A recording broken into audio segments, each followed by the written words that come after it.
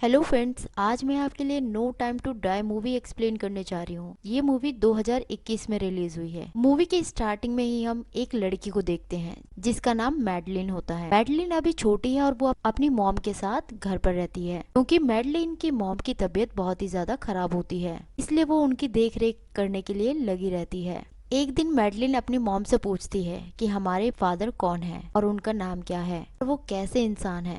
तो मैडलिन की mom Madeline को बताते हुए बोलती है कि तुम्हारे फादर एक डॉक्टर हैं, उनका काम जान बचाना होता है, लेकिन तुम्हारे फादर लोगों की जान लेते हैं जो लोग उनका फायदा करा सकते हैं। तभी मैडलिन की मॉम मैडलिन को बोलती है कि मेरी थोड़ी तबीयत खराब हो रही है, क्या तुम मुझे मेडिसिन लाकर दे सकती हो। ये सुनकर मैडलिन अपनी मॉम की दवाई लेने के लिए किचन में चली जाती है। अभी हम देखते हैं कि मैडलिन के घर एक आदमी मास्क पहन के आता है जो कि मैडलिन की मॉम से मैडलिन के फादर के बारे में पूछते हैं। तो मैडलिन की मॉम उसके फादर के बारे में बता देती है, लेकिन देखते हैं कि वो आदमी मैडलिन की मॉम से उसके फादर के बारे में पूछते हुए उसे शूट कर देता है। ये सब कुछ मैडलिन छुपकर देख रही होती है और वो अपनी मॉम को मरता हुआ देखकर बहुत तेज से चिल्लाती है। मैडलिन की आवाज सुनते हुए वो किलर मैडलिन को चारों तरफ देखता है, लेकिन मैडलिन वहां पर नहीं मिलती है। अभी हम देखते हैं कि मैडलिन अचानक से मास्क वाले आदमी के सामने आ जाती है और देखते हैं गाइस कि वो मास्क वाले आदमी को ही शूट कर देती है। उसके बाद हम देखते हैं मैडलिन उसकी डेड बॉडी को ठिकाने लगाने के लिए ले जाती है। अभी हम देखते हैं कि ये मास्क मैन वहां पर जिंदा हो जाता है। ये देखकर मैडलिन बहुत ही ज्यादा घबरा जाती है, वो वहां से भागने लगती है। ये मास्क मैन मैडलिन को मारने के लिए उसका पीछा करने लगता है। मैडलिन बर्फ वाले पतली लेयर पर भाग रही थी। अभी हम देखते हैं कि बर्फ वाली पतली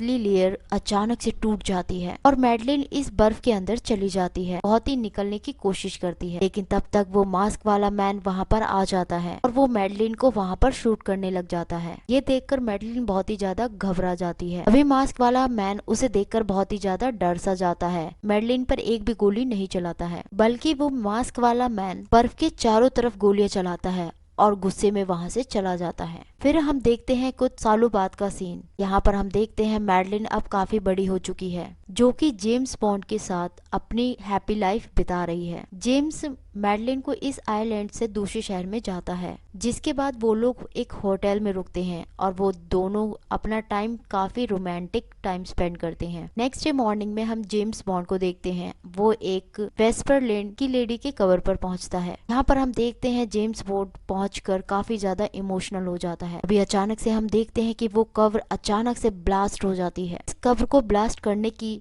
वजह जेम्स बॉन्ड को मारने की साजिश थी। यहाँ पर हम देखते हैं जेम्स बॉन्ड काफी ज्यादा घायल हो जाता है। ये देखकर जेम्स बॉन्ड वहाँ से भागने लगता है। तभी कुछ लोग उसका पीछा कर रहे होते हैं जिसने ब्लास्ट किया होता है। जेम्स बॉन्ड वहाँ से भागते हुए सीधा मैडलिन के पास आता है और मैडलिन को अपने साथ में लेकर वहाँ से चला जाता है। लेकिन देखते हैं कि रास्ते में जेम्स बॉन्ड और मैडलिन को घेर लेते हैं। तो जेम्स उन सब लोगों को शूट करते हुए एक मेट्रो पर जाकर पहुंचता है, जिसके बाद में जेम्स मैडलिन को मेट्रो के अंदर बिठा देता है और उससे बोलता है कि तुम टेंशन मत लो, मुझे इन लोगों के बारे में पूरी जानकारी लेनी होगी कि इन लोगों ने आखिर शूट किया क्यों, और जब तक सब ठीक नहीं हो जाता है तब तक के लिए तुम्हें यहाँ से जाना होगा। ये बोलकर मैडलिन को उस मेट्रो के अंदर बिठाकर भेज देता है। नेक्स्ट सीन में हम देखते हैं एक कंपनी को जिसमें बायो वेपन बनाए जाते हैं। इस कंपनी के सभी साइंटिस्ट को सैफिन नाम के आदमी ने किडनैप कर लिया होता है। सैफिन के आदमी इस कंपनी के एल्डो नाम के साइंटिस्ट के द्वारा एक बायो वेपन एक्टिव करवाते हैं। बायो वेपन के साथ में वेल्डो को भी साथ में ले जाते हैं। वहीं दूसरी तरफ हम जेम्स को देखते हैं, उसके पास एक फ्रेंड आता है जिसका नाम फेलिक्स होता है। फेलिक्स एक CIA एजेंट है। जेम्स एक ब्रिटिश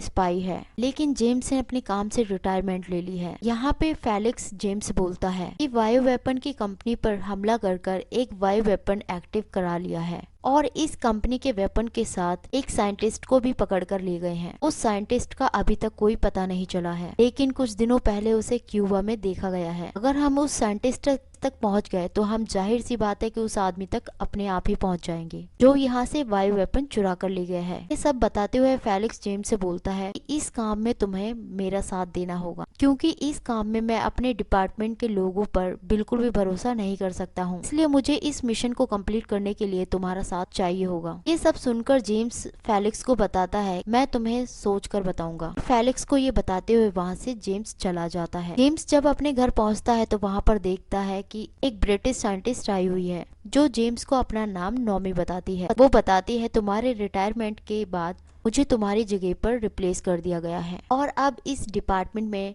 मैं तुम्हारी जगह 007 बन चुकी हूँ, लेकिन उस वायु वेपन को ढूंढने के लिए अब तुम्हारी जरूरत है। ये बोलकर नॉमी वहाँ से चली जाती है। फिर हम देखते हैं जेम्स को, वो काफी ज्यादा सोच विचार करता है और इस बात से एग्री हो जाता है और मिशन के लिए चल पड़ता है। और अगले दिन ही जेम्स क्यूबा के लिए निकल जाता है। क्यूबा पहुँचते ही जेम्स एक लेडी पलोवा से मिलता है जो कि एक स्पाइक होती है। भी पलोमा उसे लेकर एक जगह पर पहुँचती है। वहीं पर पलोमा जेम्स की फेवरेट ड्रेस पहनने के लिए बोलती है, जिसे पहनकर जेम्स को हम हमेशा उसके मिशन पर देखते हैं। पलोमा जेम्स को लेकर एक क्लब में आती है। क्लब में आने के बाद ये दोनों वाल्डो नाम के एक आदमी को ढूंढने लगते हैं। काफी ढूंढने के बाद में पलोमा को वाल्डो नाम का आदमी दिखाई देता है। जब ये दोनों वाल्डो को पकड़ने के लिए वाल्डो के पास पहुंचते हैं, तभी इस क्लब में उस बायो वेपन के गैस को रिलीज कर दिया जाता है, जिससे कि यहाँ के लोगों को सांस लेने में बहुत ही ज्यादा तकलीफ हो रही होती है और देखते ही देखते उनकी स्किन अचानक से गलने लगती है। लेकिन हैरत वाली बात ये होती है कि पलोमा और जेम्स पर इस गैस का कुछ भी फर्क नहीं पड़ता है, क्योंकि इन दोनों के डीएनए से मैच करते हुए इस वेपन को यहाँ पर चलाया गया है, इसलिए इन दोनों को वायु वेपन का असर नहीं पड़ता है। लेकिन देखते हैं कि इस क्लब के एक एक मेंबर मरने लगता है। ये देखकर जेम्स और पलोमा वेल्डो को पकड़ने के लिए उसके पीछे भागते हैं। अभी देखते हैं सैफिन के लोग वहाँ पर आ जाते हैं। जीते हुए सैफिन के लोगों से फाइट करते हैं। फाइट करते ही सैफिन के लोगों को ये दोनों मार देते हैं और जेम्स वेल्डो को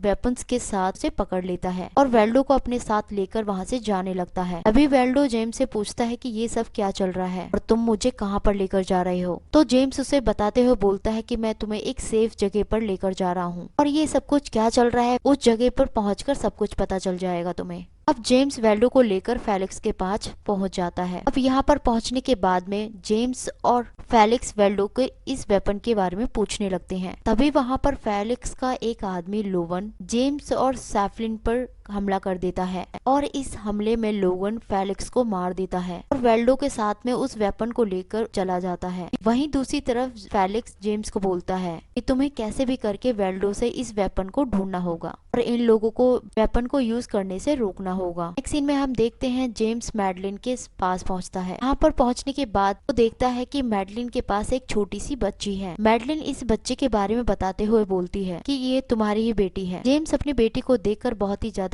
खुश हो जाता है और अगले सीन में हम देखते हैं एफलिन ने मैडलिन और उसकी बेटी को किडनैप कर लिया है। ये देखकर जेम्स नॉमी को कॉल करता है और ये बोलता है कि इस मिशन पर चलने के लिए कौन कौन तैयार है। इसके बाद में नॉमी बोलती है कि हम तुम्हारा ही वेट कर रहे थे। अब नॉमी जेम्स को लेकर उस आइलैंड के लिए निकल जाती है, जहाँ पर सैफिन इस बायो वेपन को बनाने के लिए जहरीले पौधों को उगाता है। यहाँ पर पहुँच के नॉमी और जेम्स देखते हैं कि सैफिन ने यहाँ पर एक जहरीले पौधों का बगीचा लगा रखा है। भी देखते हैं कि सैफिन के लोग वहाँ पर आ जाते हैं, जिसके बाद में हम देखते हैं काफी ज्यादा फाइट हो जाती है और फाइट के बाद में जेम्स और नॉमी उन दोनों को छुड़ा लेते हैं। यहाँ पर जेम्स नॉमी को बोलता है कि तुम मैडलिन और मेरी बेटी को यहाँ से लेकर चली जाओ और मैं सैफिन और जहरीले पौधों को नष्ट करके ही आऊंगा। ये बोलकर नॉमी और मैडलिन को वहाँ से भेज देता है। अभी हम देखते हैं कि सैफिन उसके पास में आ जाता है और देखते हैं कि इन दोनों में काफी ज्यादा फाइट होती है। इसमें जेम्स सैफिन को वहीं पर मार देता है, लेकिन सैफिन मरने से पहले जेम्स को बायो वेपन से इन्फेक्टेड कर देता है। ये देखकर जेम्स समझ जाता है कि मैं अब बच नहीं पाऊंगा, क्योंकि इस इन्फेक्शन का अभी तक कोई भी एंटीडोट नहीं था। ये सोचकर